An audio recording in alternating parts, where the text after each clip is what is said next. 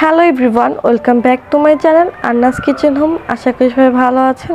তো আজকে আমি তোমাদের সাথে শেয়ার করছি খুবই অল্প খরচে মুড়ি দিয়ে দারুণ মজার বিকালের নাস্তার রেসিপি তৈরি করে দেখাবো। তো দেখে নেই কি কি লাগবে। প্রথমে আমি 2টা বড় সাইজের আলু সিদ্ধ করে গ্রেট করে নিয়েছি।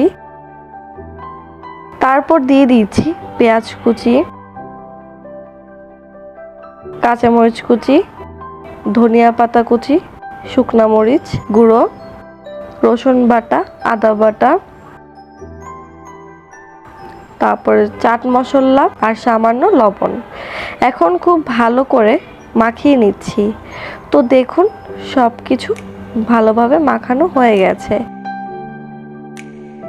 তো এরপরে একটা বাটিতে 3 চামচ বেসন দিয়ে দিচ্ছি। তারপর সামান্য লবণ দিয়ে দিচ্ছি। তারপর এর মধ্যে একটু হলুদ গুঁড়ো দিয়ে দিলাম, আর এর মধ্যে দিয়ে দিব একটু পানি। পানি একেবারে দেওয়া যাবে না, অল্প অল্প করে মিক্স করব। আর এই ব্যাটারটা খুব বেশি পাতলাও হবে না, আবার ঘনও হবে না।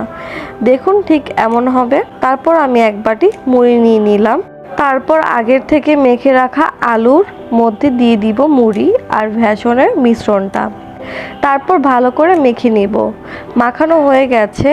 এখন আমি একটা প্যানে সরিষার তেল দিয়ে দিলাম, আর এটা কিন্তু সরিষার তেলেই ভাজতে হবে। তেলটা গরম হয়ে গেছে। এখন আমি মুড়ির চপগুলো ভেজে নিচ্ছি, আর চুলার আঁচটা কিন্তু মিডিয়াম হাইটে থাকবে।